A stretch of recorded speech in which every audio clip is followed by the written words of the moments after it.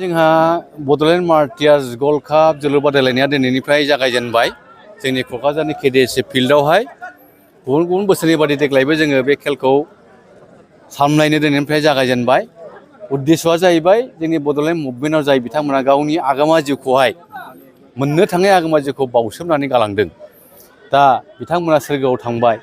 दा जों बिथांमोननि जिउखौ माबोरैहायबा जोङो गोजोरै लाखिनो हायो।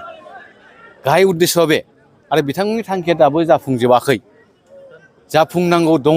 सानसेबाबो हयथ' जाफुंगोन जोंहा आसा दङ आरोखि। दा बिथांमोननि जे जिउ सोलेर बेखौ जोङो सोरगोआवनो थानानै जों जाहाथे जों थांनानै थानाय जोङो माखासे सुबुंफ्रा जाहाथे जोङो बिथांमोनखौ सनमान होनायजों लोगोसे सनानि हांखोजों जों लिरनानै दोननो हायो। मेन उद्देश्यआ बे। जाय हारिया माने जोहोलावफोरखौ सनमान होनो रोङा बे हारिया बुहुमनिफ्राय जोबस्रांलाङो जों बेखौ बुजियो बर' हारिया। दिनै नंखायनो बे असिलाखौ लानानै बे फुटबल बादायलायनायखौ जों होबाय थायो।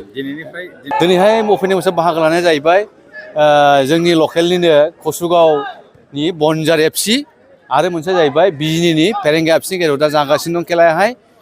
मोजाङै जागासिनो दं खेलाया। बेजों लोगोसे जोंनि टिमाहाय दाखालि आं नोंथांमोननि सिगाङाव बुंदोंमोन थारमाने खेलाखौ जोङो 10थानि गेजेरावनो फोजोबनो लादोंमोन 10था टिमनि गेजेराव। नाथाय जोङो मैया मोनाबिलियाव मोनसे खबर फैदों BTCआव जोंहा 4 जिल्ला दङ। दा 4 जाबायब्लाबो आपाततः जों 4खौनो हमथ'बाय। मोनसेया दाबो फुलफिल जायाखै हिसाबै 4 जिल्ला 3 जिल्लानि टिमा दंफैजोबो। नाथाय बाक्सानि टिम मोनसेबो हाबैयाव मैया मोनायाव आंनो फन हरनानै बिथांमोना आंखौ एकदम रिकुवेस्ट खालायबाय। मोनसे प्रेस्टिजियास मोनसे बियो ट्रफि मार्टियार्सफोरनि मुङैसो ट्रफिया। नंखायनो 3बो जिल्लाया हाबबाय जेला जोंनि जिल्लाखौबो नोंथांमोना अननानै सोफादो। नङाबा जोंहा प्रेस्टिजनि खोथा फैबाय। जों माने एसे उसुखुथु मोनबाय आरोखि खबरखौ मोननानै। नोंथांमोननि मिडियायाव होनायखौ बिथांमोना नुनानैसो मैयासो हरनो रोंदों आरोखि। दा बिसोरनि मा होनो बेखौ मुसलपुर जिल्ला मुसलपुर माबायावहाय डिस्ट्रिक्टआवहाय मोनसे माबा डिस्ट्रिक्ट एस'सियेसन दं। बिनि आफादगिरियानो आंनो हरदों। दा बेखौ लानानै जों दहाय फुङाव कमिटिया मिटिं लेंबाय। मिटिं लेंनायनि गेजेरजों सावरायबाय। स्पेसथ' गैलामोन। दा स्पेस गैयाब्लाबो जों स्पेस दिहुननानै फाइनालाव 19 थारिखआवब्लाबो नोंथांमोननि सिगाङाव दाखालि आं डिक्लेयार खालामबाय। नाथाय दा फाइनाल गेमा जोंना 19आव जालिया 11था टिम जाबाय। कचआवसो जासिगोन आरोखि। दा बे हिसाबै दा 11था टिम जाबाय।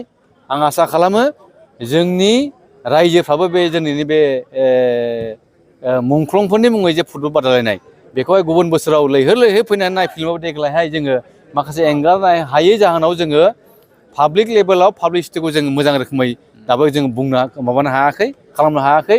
जों मैयानिबो खालामजेनदों दिनैबो खालामदों। जोङो कन्टिनिउ जोङो पाब्लिसिटि खालामबाय थासिगोन। आसा खालामो गाबोननिफ्राय निस्सय जोंनि रायजोआ दिनै जेसेबां जादों बिनिफ्राय हयथ' लैहोर लैहोर फैनानै जोंनि मुंख्लंफोरखौ सनमानजों लोगोसे खेलाखौबो मोजाङै जाफुंसारहोगोन। गेलेगिरि बिथांमोनखौबो मोनसे उत्साह होफैगोन बेखौ आङो आसा थिदों। गाबोननि लकेलनिनो जोंनि क'क्राझार टाउननिनो बार'ह ACजों मोनसेया जाहैबाय JB फुटबल एकाडेमि जारागुरि बे गसाइगाव एस'सियेसननि आन्दाराव बिथांमोना लेग चेम्पियन आरोखि। आसा खालामो गाबोन लोब लोब मानसिया जागोन। खारना जाहैबाय बार'हआ मोनसे रेपुटेड मोनसे क्लाबखा बयबो मिथिखायो। मोनसेया जाहैबाय JB फुटबल एकाडेमियाबो रेपुटेड क्लाब नामखरा क्लाबखामोन। नैबे बोसोराव एसे गोदोदोंमोन नाथाय बिथांमोना जोंनो खोथा होदों प्लेयारखौ जों टिमखौहाय एकदम जेरैखि जायाबाबो मोजां टिम लानानै फैगोन। जों खावलायबाथाय बिथांमोना खोथाबो होबाय।